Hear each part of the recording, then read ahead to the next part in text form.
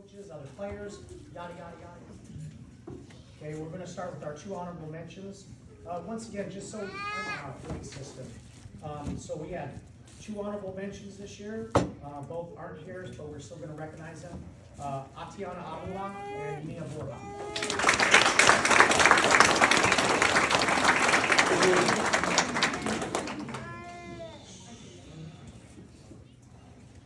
Okay. Second team. So, you know, you get a certain amount of spots on a second team, certain amount on a first team, and they give an MVP. Usually it's really, really difficult to get representation on the second team because you're going to get kids that kind of don't make the first team and it drops and it just slides everybody down. Actually, this year, we got caught where we had several kids in the running for first team. We got caught with, again, too many good players where our kids kind of bumped each other down. But we still got recognized, which I was happy with. I thought we were going to come on the short end of the stick in that kind of political sphere that I talk about.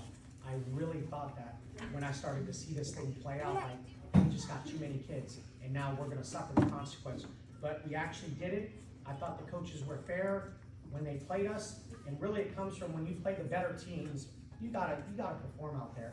And I think a lot of the coaches saw that, yeah, Alameda has some very good players. Better players than we've had in the past. This is my 4th year finishing, and each year it's gotten incrementally better. So let's see, on the second team, we got Gentleman Apodaca.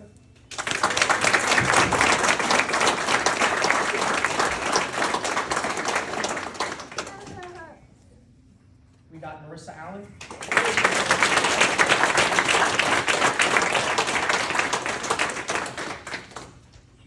And our sophomore point guard, we got Desi Showbow.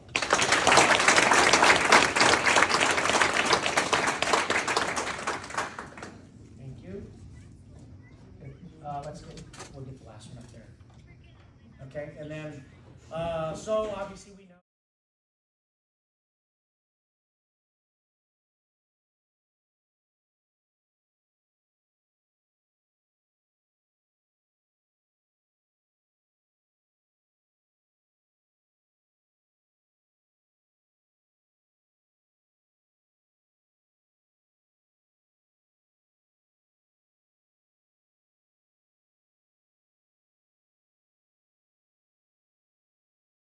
First is, I didn't explain, we only give 4 awards out during the season, which is our MVP, coaches, inspirational, and sportsmanship. So not everybody gets an award.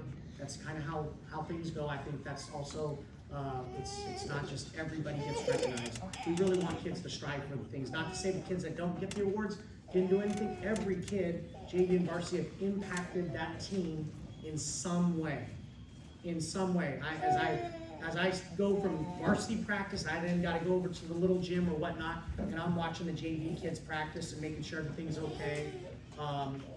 You can kind of see that. So every kid has done that. For our coaches award, I really look at a kid that I can count on.